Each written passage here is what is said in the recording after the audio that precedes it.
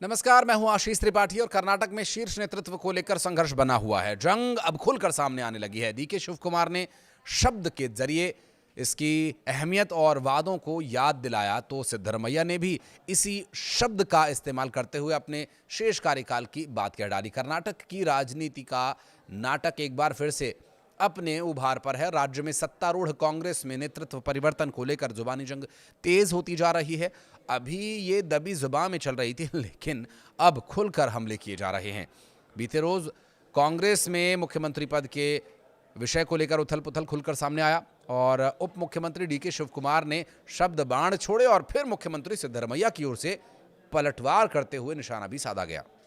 शब्दों की इस नई जंग में दोनों ओर से अपनी बात या वादे की अहमियत पर जोर दिया जा रहा है। राज्य में छिड़े संघर्ष को लेकर कांग्रेस के अध्यक्ष मल्लिकार्जुन खड़गे ने कल कहा था कि कर्नाटक के मुद्दे पर चर्चा करने के लिए दिल्ली में राहुल गांधी, मुख्यमंत्री सिद्धरमैया और उप मुख्यमंत्री शिव कुमार समेत वरिष्ठ नेताओं की एक बैठक बुलाएंगे और बैठक में नेता इस मुद्दे को सुलझाएंगे और आगे की रणनीति पर चर्चा करेंगे और जो भी भ्रम है उसे खत्म करेंगे। उप मुख्यमंत्री शिव कुमार ने सबसे पहले सोशल मीडिया एक्स पर एक इमेज के जरिए अपनी बात रखी और शब्दों और वादों को याद दिलाया। इस पोस्ट के जरिए पार्टी आलाकमान को उस कथित वादे को याद दिलाने से जोड़ा गया जिसमें उन्हें राज्य सरकार के 5 साल के टर्म के दूसरे हिस्से के लिए मुख्यमंत्री बनाए जाने का वादा किया गया था। राज्य की कांग्रेस सरकार ने 20 नवंबर को अपने कार्यकाल की शुरुआती 2.5 साल पूरे कर लिए। शिव कुमार अपने इस पोस्ट में कह रहे थे, शब्दों की ताकत ही दुनिया की असली ताकत है और दुनिया में सबसे बड़ी ताकत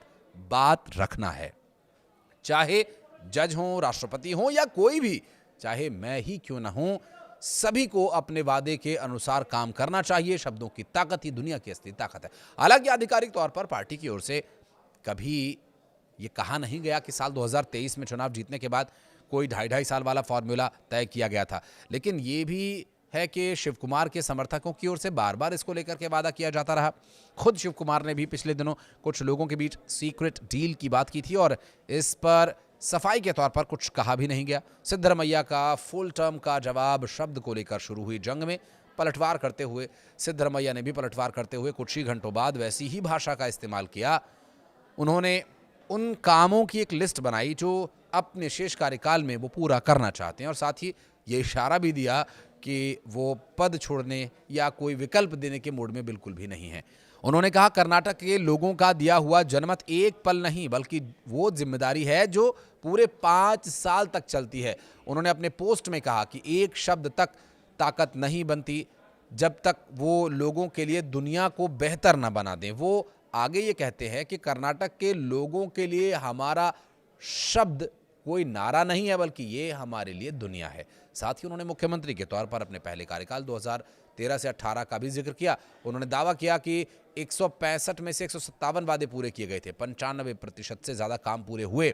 सीएम सिद्धरमैया ने आगे कहा कि इस कार्यकाल के दौरान 593 में से 243 प्लस वादे पूरे हो चुके हैं और बाकी हर वादा कमिटमेंट, भरोसे और सावधानी के साथ पूरा किया जा रहा है। कर्नाटक में जारी अंदरूनी कलह के बीच कांग्रेस के अध्यक्ष मल्लिकार्जुन खड़गे ने कहा कि कोई भी फैसला सिर्फ पार्टी आलाकमान ही लेगा और इस पर सार्वजनिक तौर पर चर्चा करने की जरूरत नहीं है।